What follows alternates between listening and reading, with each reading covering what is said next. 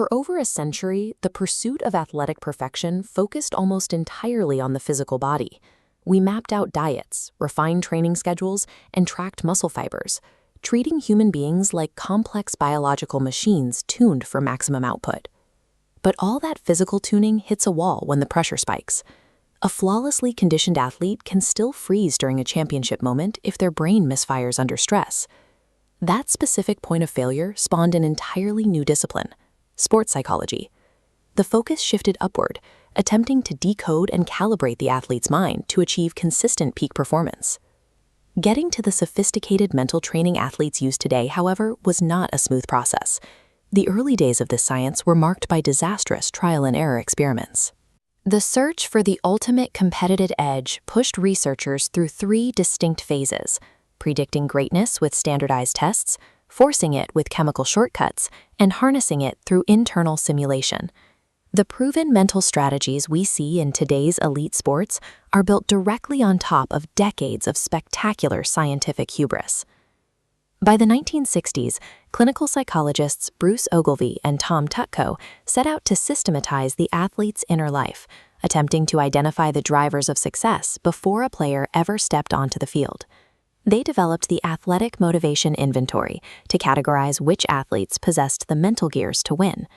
Based on these metrics, they advised a pro team to pass on a successful draft pick, claiming he lacked the psychological makeup. Another team drafted him anyway. That supposedly fragile player stepped onto the gridiron and immediately secured the Rookie of the Year award. Ogilvie and Tutko missed a crucial variable: adaptability. Human willpower and a player's raw competitive drive are simply too complex to be neatly boxed into a static, multiple-choice inventory. When psychological profiling failed to deliver a reliable edge, the 1970s brought a much darker approach, attempting to alter the brain's chemistry by force. In 1973, the San Diego Chargers hired psychiatrist Dr. Arnold Mandell to sharpen their team's mental edge.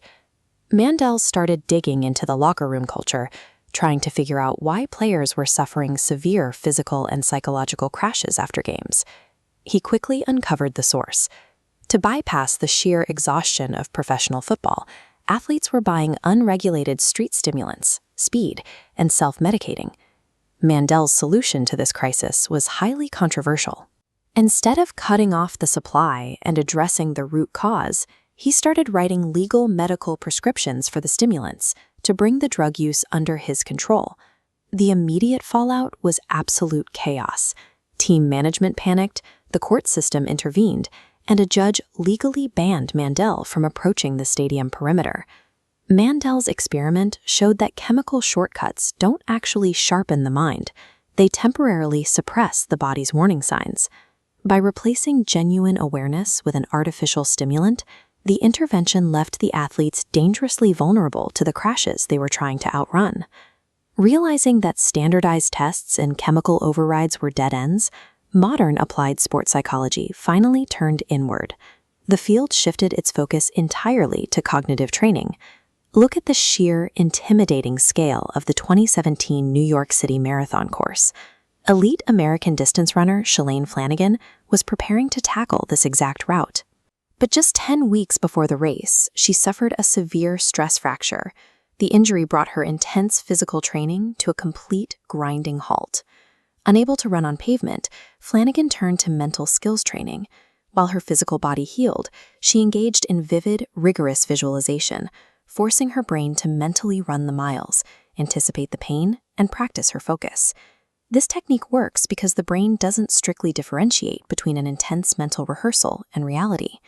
Visualizing a movement vividly enough fires the exact same neural pathways as physically executing it. Flanagan's mental rehearsal paid off. She returned to the pavement, executed her strategy, and crossed the finish line first, becoming the first American woman to win the New York City Marathon in 4 decades.